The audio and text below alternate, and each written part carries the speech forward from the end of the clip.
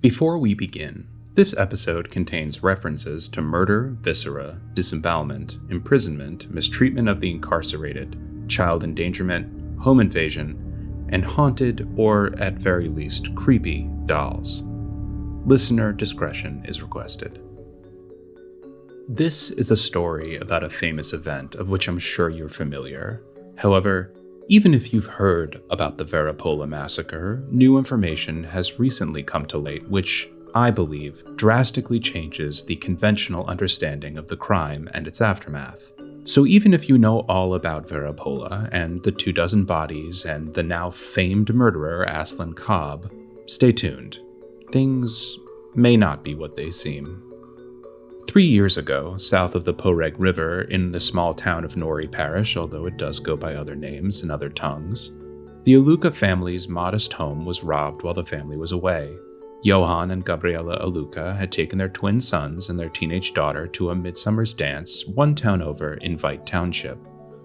They were only gone for the day, but when they returned to their residence that evening, a cozy stonemason house nestled on a quiet street, between the parish's doctor and Johan's tailoring shop, they found that one of their rear windows had been smashed, their rooms ransacked, and sadly, many of their possessions taken. Home invasions, regardless of the circumstance, are inherently frightening. You have the right to feel safe where you sleep, and when that peace is broken, it's hard to call anything that comes after an overreaction. But as Gabby asked the neighbors what they saw, and as Johan calmed their children, and tried to account for what was stolen, he discovered something, or rather, the lack of something. And this absence, though it might seem inconsequential now, had strange and profound consequences down the line. You see, Johan Aluka's concern wasn't at the loss of his tailoring tools, nor at a bound book passed down from his mother. It wasn't even at the purse of money that Gabriela kept under her side of the bed for emergencies. It was a doll.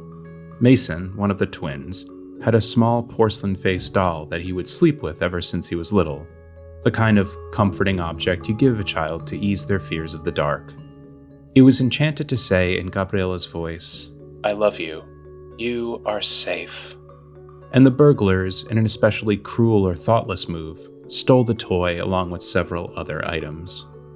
Now I can imagine being angry at this, and I can imagine wanting to hurt the person or people who stole from your child, but when I say that the Alukas searched for the doll, that would be an understatement.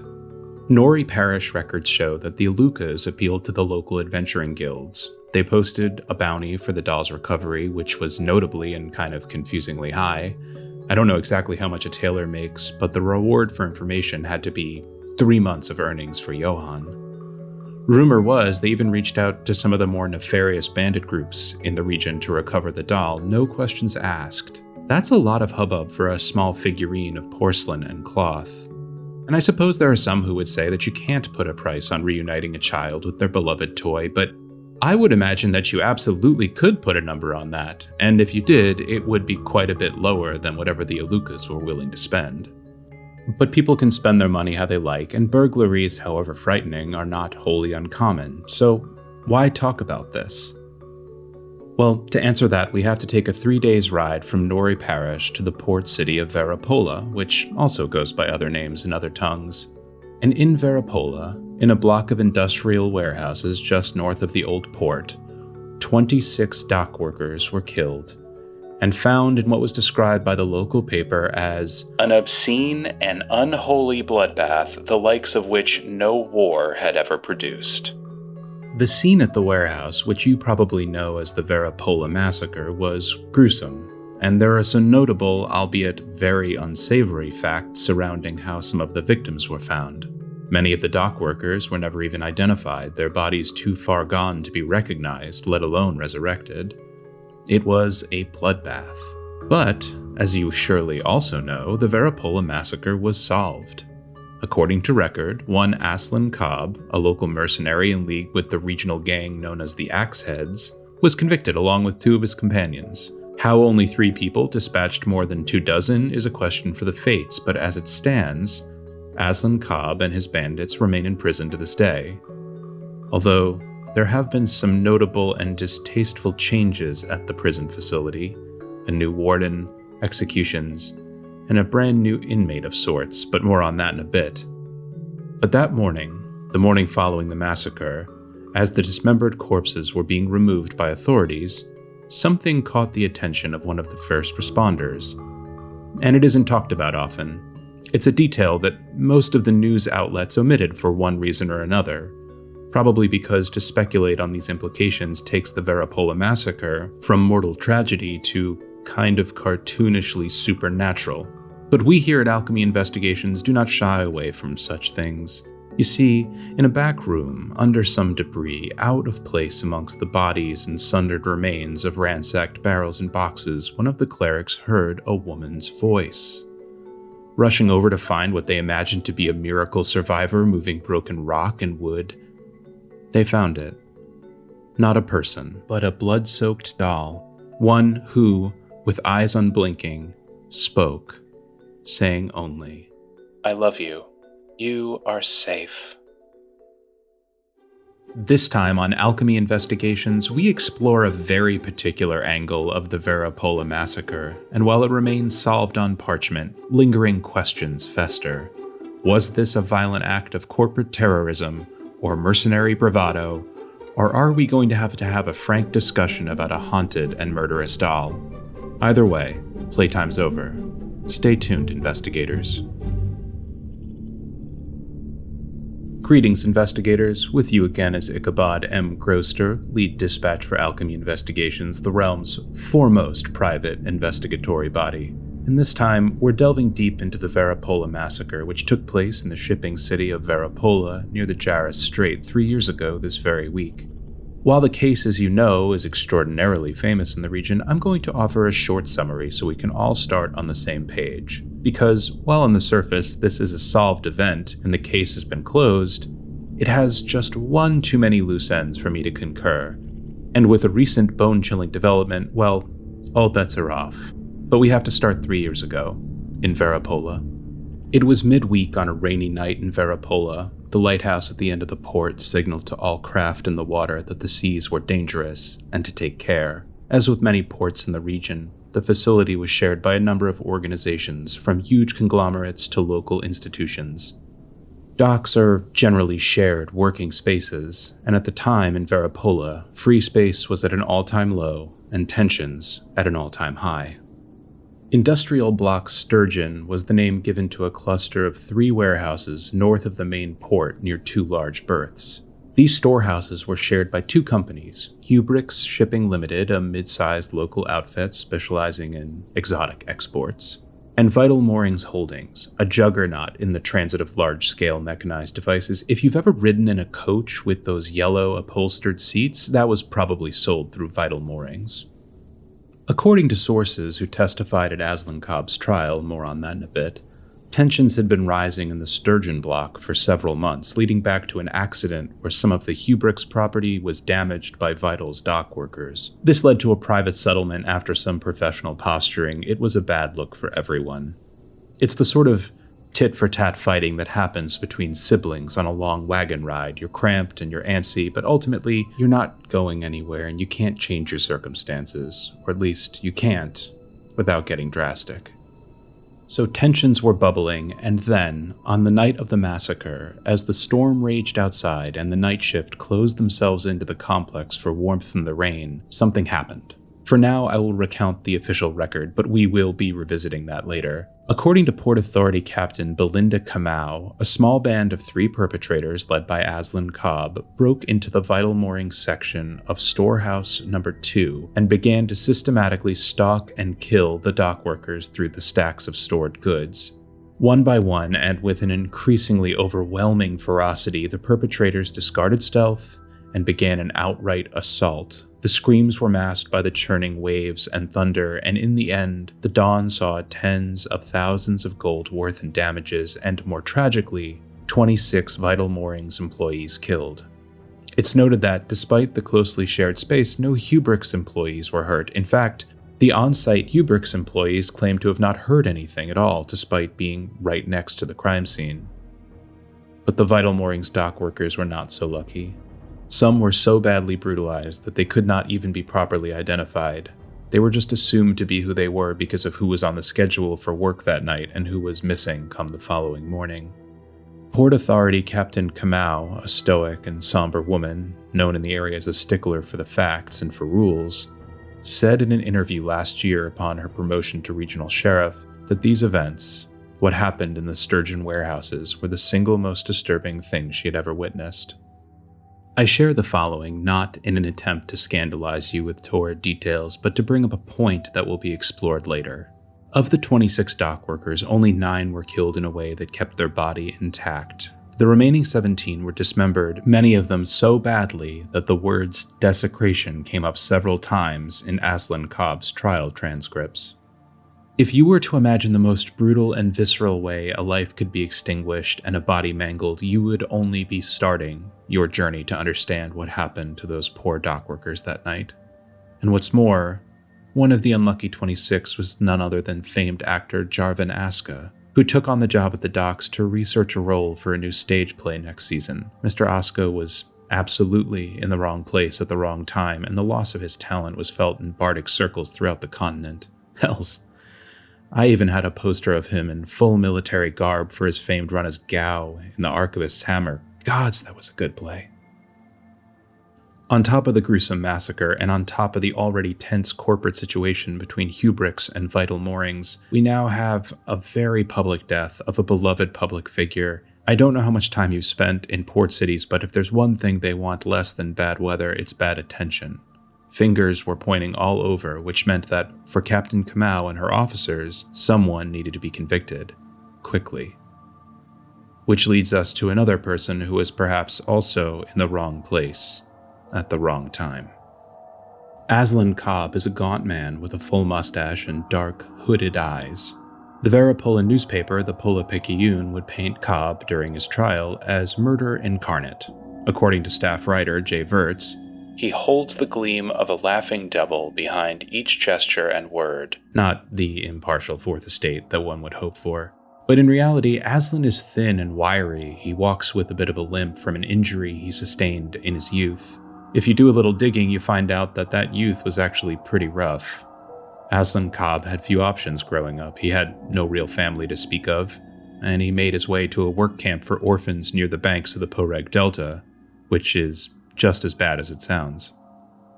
He fell in with a group of marauders, the Axeheads, before he was even 10, because you can make a lot more money robbing people than you can digging clams out of river basins.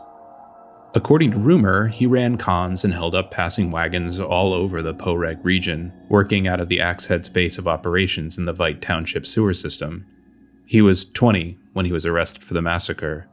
Before that time, he had already been in prison twice, once for 8 months for petty theft. In that case, he stole a cooper's tools and tried to pawn them at a merchant shop next to the cooper shop. The merchant swiftly turned Aslan over to the authorities because, of course, and once he was arrested for public drunkenness, for which Aslan only served a few days. I'm not trying to defend Aslan Cobb here, I'm not equipped to pass judgment on him, but it does seem a little strange that Aslan, who by all accounts was a low-tier highwayman in a rural area, who weighs 8.5 stones soaking wet, would go on to commit 7-tuple murder as his next step in the criminal underworld.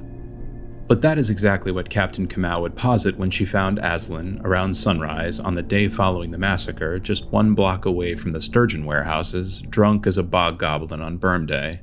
Disoriented, he refused to answer her initial questions, and when Kamau found out that he was not from Vera Pola, with a criminal record and with no family, she decided to take him in for additional questioning. Aslan's drinking buddies, a very petite woman named Thorn and a rather tall person named Barb, stepped in to support their friend and were, of course, also taken in. Vera Pola has some very progressive public access records laws on the books, which allowed me to request Captain Kamau's notes from her initial investigation and initial interrogation of Aslan Cobb. They are handwritten, and not the most descriptive documents I've ever read, but they do paint a very interesting picture, and for the sake of brevity, I won't read them verbatim. There are quite a few pages here, but there are some highlights. When asked where he was the night of the massacre, a still very possibly inebriated Cobb answered with a concise, "around." They dance on that for a bit, and eventually Kamau asks what I believe to be a fatefully misunderstood question, and if I had to pin a single moment that ruined Aslan Cobb's life, it would be how he answered this. When Captain Kamau asked Aslan where he learned to kill like that, Cobb gets this very unearned sense of bravado in his response, which is the following. Look, Pig, some jobs you take and some you don't. Some aren't expletive deleted, worth it, and some pay just fine. Sometimes the expletive deleted treasure's there, and sometimes you just need a little bit more time. Some guys are lovers, and some are fighters, and I'm the full expletive deleted in the gerund form package. I'm a lady killer and a dangerous guy, and you've got nothing on me. You... expletive deleted as a noun. What a charmer.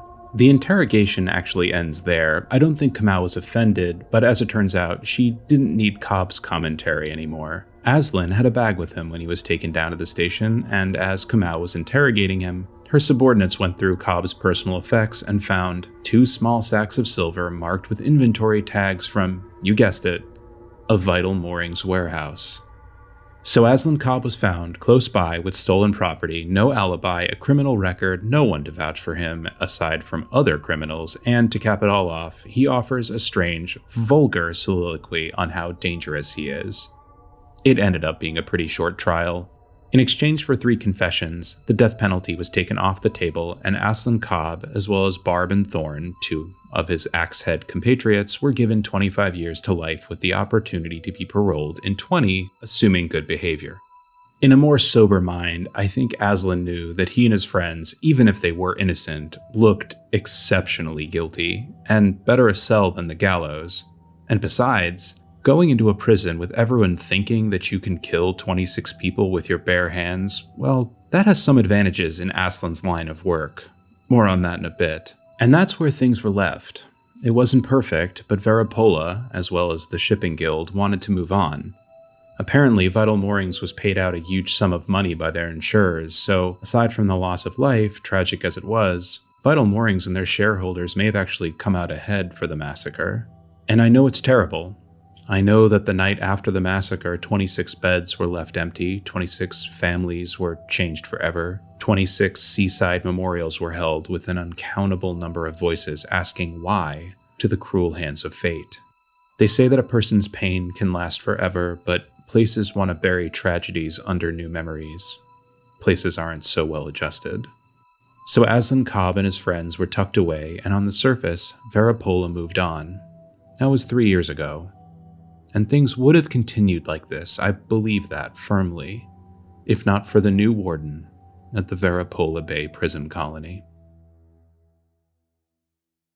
Dr. Henri Bosch is a graduate of the Nouvelle School, which specializes in law and arcane criminology, and has a reputation for matriculating academics who believe in unique absolutes. The school's motto even translates from an old world phrase, "Pain is the practicality which makes us thrive." Yikes.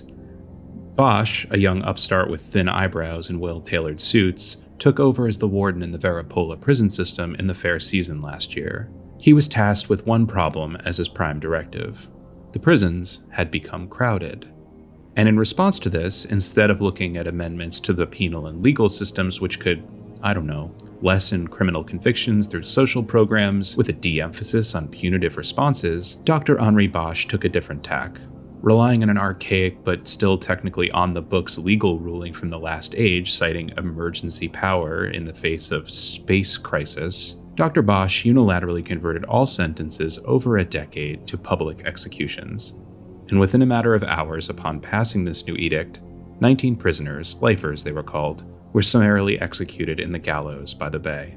In a statement released by Bosch, he said that, "Vera Pola sleeps easier, our prison systems are less crowded, and the only people who might complain no longer draw breath. I consider this a victory for morality and efficiency." Again, yikes. A sentiment of fear that was surely shared by Aslan Cobb. In the intervening years, he had managed to ride his massacre reputation in the prison system. He'd become feared. He'd become important in a certain context. He had earned and maintained a respect that he would have worked his whole life for on the outside. Even the Axe-Heads have grown in prominence in the Poreg region, based largely on Aslan's perceived gravitas. In many ways, being caught in the warehouse district and jailed, whether his crime or not, advanced his criminal career far more than any highway robbery would have. That is until Warden Bosch showed up, because what good is a reputation to a hanged man? In response to Bosch's legal nightmare, cries have gone out from the incarcerated and from prison reform organizations alike. Local groups like Best Coast Reformers and Bet for Tomorrow have spoken out against the warden. Letter-writing campaigns have brought hundreds of scrolls and missives from the entire region, some even as far as from the capital. People have come out against this in droves, and however you feel about punishment versus rehabilitation, the speed at which Bosch moved is disconcerting. As letters poured into Vera Pola, the city itself became more tense, and the warden seemed to brush off these criticisms. That is until one package arrived. It arrived at the prison not a week ago at the time of this recording, and carried with it a most pressing message, different from the rest. But to drive that point home, we actually need to back up a bit and get somewhat personal. As a trained arcanist, I'm privy to a fair number of imbued and occult artifacts, from decks of cards that can change your fate to simple tools like a prophetic crystal ball. Everyday objects can take on great import in the right hands. But, as I tell you this, it is important to disclose my own biases, so that we may come to understand each other, honestly, as colleagues. I don't like creepy dolls. Whether a homunculus or an enlivened toy, there's just something about them that puts me off. They don't even have to be specifically haunted, but a mesh of magic and dead shark eyes is a big no thanks from this investigator. In fact, I'm reminded of one of my professors at the Asith School of Radiance who once said, "Homunculi and the like taught our ancestors to be afraid of things which look like people, but are not." With that said, the history of the haunted or animated doll goes back almost to time immemorial. Originally, they were used as theurgistic totems to focus magical or spiritual energy. Occasionally, they were used to trap or anchor a being or spirit. You can imagine early clerics exorcising a fiend from a child. The fiend has to go somewhere, and the child is a small doll in the bed with them, and, well, necessity is the mother of infernal invention. Regional variations exist as well. Famously, Husking Betty of North Pembrel, a small doll in a frilly green dress, was used as a hidden-in-plain-sight assassin for the Arbor Hevrex family to depose the Pembrel royal family.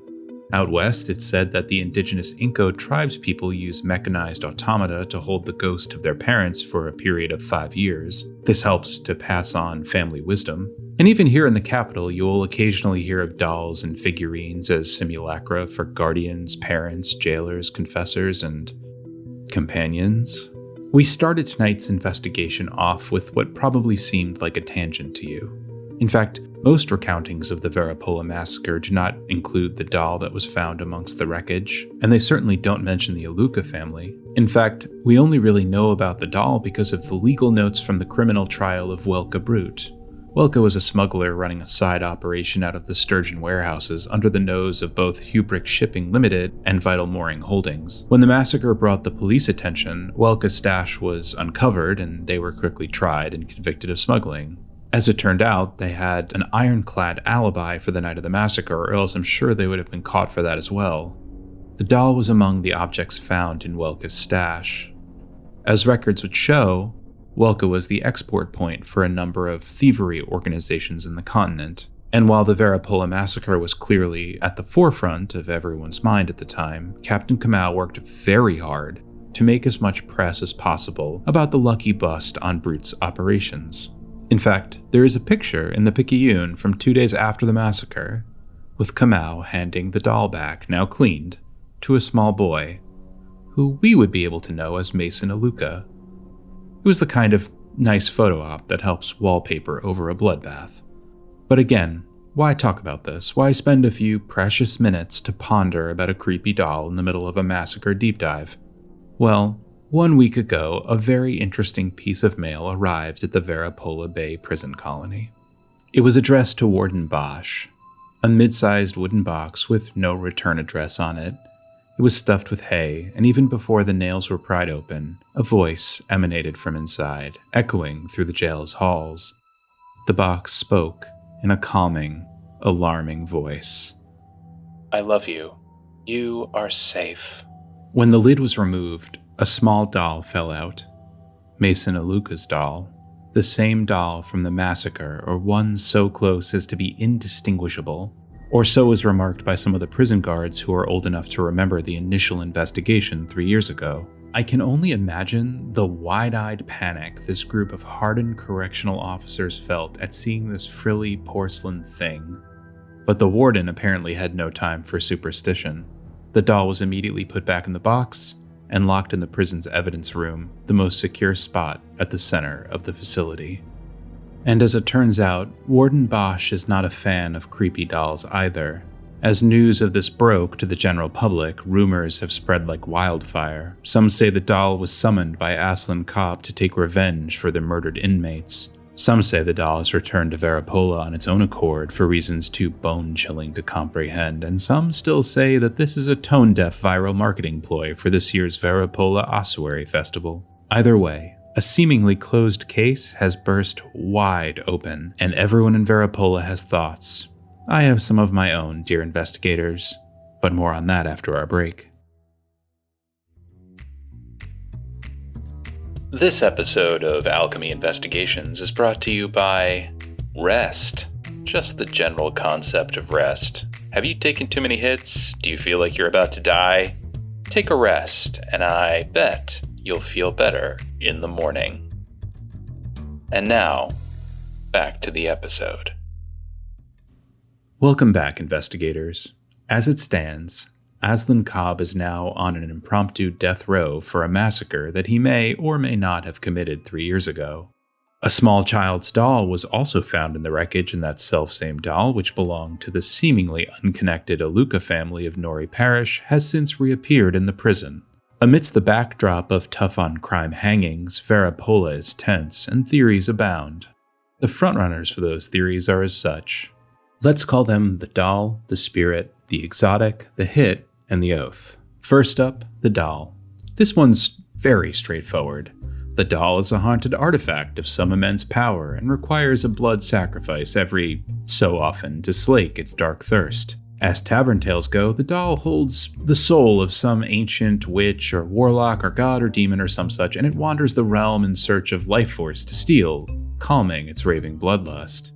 I don't know, it seems a little trite, doesn't it? It seems like the kind of easy subversion that we see in juvenile fiction. What if this thing that was meant to comfort us is actually bad? If this is true, it throws a lot of supernatural suspicion on the Aluka family, doesn't it? Surely they would know that the doll itself is wicked, and they would have to be making the constant decision to harbor a secret evil in their home, and while I can't say for sure, a statement at the time of the doll's initial theft made by Gabby Aluka indicates that the doll was handmade by her father before he passed on, not found in some undead-ridden tomb or forged in a pact with a fallen angel with a grudge. This is a stretch for me, and while this does call up my own feelings about creepy and or haunted dolls, which we have discussed, I just find that this image of a little porcelain monster slaughtering 26 hardened sailors just a little much, right? The spirit theory suggests that while the doll itself is not possessed, it is a relic of a powerful bygone age, or part of it is. And using the doll in some ritual would grant a person superior strength and talent. The real hitch for this notion is Barb, Aslan's companion who was arrested along with him. As it came out during their trial, Barb has always had quite the talent for working with arcane items, especially those with some unsavory flavor. In fact, they were imprisoned in their mid-20s, they're older now, for a con job wherein they would use their talents to add semi-sentience to silverware in the homes of wealthy diplomats. The dishware would then listen on state dinners, and Barb's associates would sell those secrets to the highest bidder. So, it's believed that Barb used their talents to unlock the hidden evil away in this doll and use it to transform Aslan into a murderous behemoth. Whether this was an attempt to rob the warehouses or acting as a mercenary for Ubrick shipping, that's unclear. But what's more clear is that if Barb, Thorn, Aslan, and the doll are all currently in the prison facility, and their hanging date soon approaches, well, all the pieces are in place for another massacre, and that is worthy of note. The exotic theory is, despite its name, pretty mundane. Remember how Hubrick shipping was famous for transporting rare and exotic exports? Well, this theory suggests that one of these exports, 3 years ago, was some very dangerous creature. During the storm, the creature got out and ran amok, killing all of the dock workers. Hubricks killed or subdued the beast and told Aslan and company that if they took the rap and did the time, Hubricks would ensure that they were well taken care of, and they would never want for anything when they were released. Now that the situation has become a little bit more lethal to Aslan, the Hubricks management is using the doll to send a message, or a simulacrum of the doll, whichever. If Aslan snitches, a fate worse than death would quickly approach. Honestly, this is really plausible to me. Aslan Cobb fits the patsy role much better than the murderer role, and I think that it's more reasonable that a corporate interest would want to protect itself after a workplace accident than anything having to involve itself with a creepy doll. The hit theory is again much more natural than supernatural. Folks in Vera Pola saw Vital Moorings as a large, faceless organization putting their local industries in jeopardy. Local industries like Hubricks. The hit on the Vital Moorings warehouse, whether connected to the doll or Aslan or just paid killers, was just that, a corporate hit to send a message. I don't know how much time you've spent working on industrial docks, but they're not the soft-handed academic sharing circles that one would imagine, especially in Vera Pola. Sometimes violence will speak louder than any memo. And for what it's worth, about 6 months after the massacre, Vital Moorings and Hubricks revisited their lease agreements, and Vital's corporate managers pulled many of their resources and operators out of the area, relocating south to Vixland Isle. So there you have it. The doll, the spirit, the hit, the exotic, and now we finally come to the oath theory.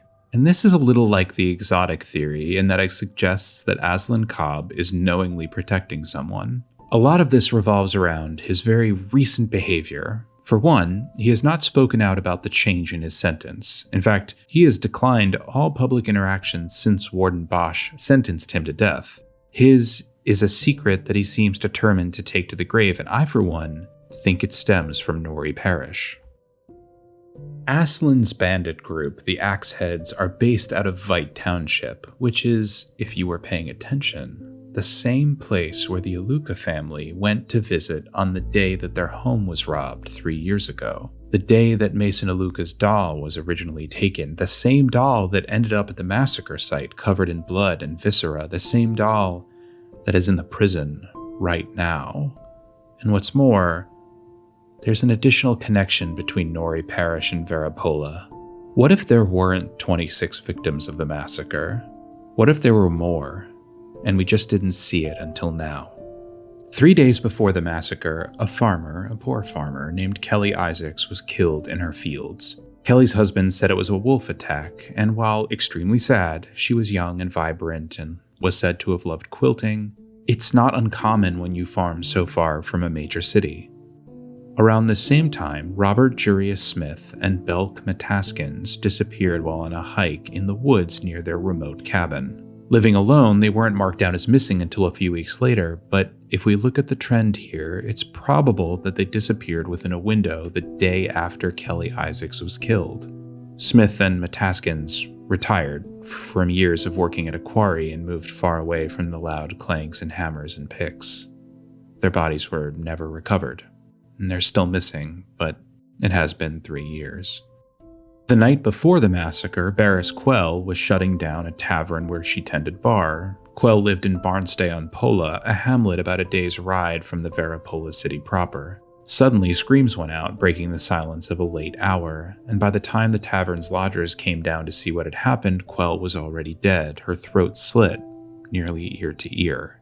According to onlookers, bloody footprints, small, like a child's, led out of the tavern and off into the distance. If you, dear investigator, were to draw a line between Nori Parish and Vera Pola, it would cross the Isaacs family farm, the cabin where Smith and Mataskins lived, and Barnstay-on-Pola perfectly. As the crow flies, it's a straight shot, door to door. So what I propose is this: the massacre was a culmination, and whether it was a doll, or Aslan Cobb, or something else entirely, I think these killings and disappearances are connected, on the move towards Vera Pola from Nori Parish. and I fear that whatever killed those people is on the move again as I speak these words. Currently, Aslan Cobb sits in solitary confinement in the Vera Pola Bay penal colony, which, honestly, might be the safest place for him considering. As it turns out, just after the doll arrived, Cobb made an escape attempt. He was found in the prison basement, having knocked out a guard, and was swiftly put in the hole as per prison policy. It's worth noting that this has been Cobb's only escape attempt during his entire time in prison, which, given the timing, seems to be in response to the doll, much more than his future execution. Outside the prison walls, the warden's recent hangings have the community split. Some see this as the swift hammer of justice, and others see it as a cruel abuse of power. Regional lawmakers see this as a city matter. Vera Pola politicians say that punishments are the purview of the warden. Recently, a petition has been making the rounds from the Bet for Tomorrow prisoner advocacy group, asking the warden to reverse his stance on such a cruel plan for capital punishment, citing any number of human rights abuses. And dear investigator, it may be worth signing that document, because one of the petition's authors, a fierce champion of restorative justice, is a young woman who only recently came to Vera Pola last year. At barely 20, Amani Aluka, the eldest daughter of Gabriela and Johan Aluka from Nori Parish, is working to become a barrister and is very passionate about the rights of the incarcerated. She, in fact, cites Aslan Cobb often as an example of how innocent people can be railroaded by a corrupt criminal justice system. So, dear investigators, if you have the time, I would urge you to make haste to Vera Pola. Aslan's days are numbered, and perhaps so too is the time frame to get clarity on what actually happened in Vera Pola all those years ago. Perhaps you would even be in a position to prevent it from happening once again. And depending on when you arrive, you may be able to catch the Vera Pola Ossuary Festival, which is a mixture of unfettered debauchery and solemn respect for those we've lost in the past year. It's a real wild time. Depending on how you want to approach the situation, the festival may prove for some nice cover, or at least some distraction. If the doll theory is to be believed, the sheer number of potential victims might make this year's festivities especially deadly. Speaking of things that came in the prison's mail, on the day the doll arrived for the warden, another piece of mail arrived at the penal colony. It was a contraband letter delivered by a trained bat to the prison yard and addressed to Aslan Cobb.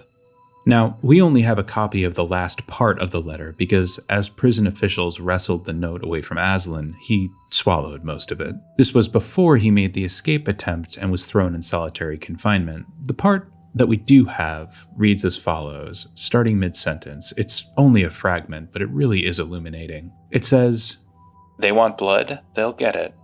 You will be safe. I am coming for you. And nothing you or anyone else can do will stop me." The letter is notably unsigned. Thank you for listening to tonight's episode. We've looked into the complicated history of the Vera Pola Massacre, a potentially haunted and murderous doll, and new revelations amidst a series of cruel and abrupt prison hangings. And together we will hope to answer the question, who really killed all those people 3 years ago, and what can we do to stop it from happening again? Good luck in Vera Pola. This has been Ichabod M. Groster for Alchemy Investigations. Farewell, investigators, and beware. Alchemy Investigations is produced at Else Break Labs and is hosted by Ichabod M. Groster. This episode and its related materials are released with absolutely no warranty nor support and are distributed under the Creative Commons Attribution Non-Commercial Share-alike 4.0 International License. If you are interested in learning more about tonight's mystery or want to explore others, please click the link in the description or visit us at our website, alchemyinvestigations.com. There, Ichabod will explain the resolution of this particular scenario and offer tips on how it might be run as a tabletop role-playing game one-shot or as part of a larger campaign in your next game night. Tonight's story, all names, characters, and incidents therein are works of fiction. No identification with actual persons, living or deceased, places, structures, ideals, and/or products is intended, nor should be inferred. Alchemy Investigations is supremely thankful to our wide network of correspondents. Correspondents like Bartles the Swamp Frog, who gave me the basis of this mystery over a pint of mead in the forest. And of course, thanks to you, dear investigators. Stay well and stay curious.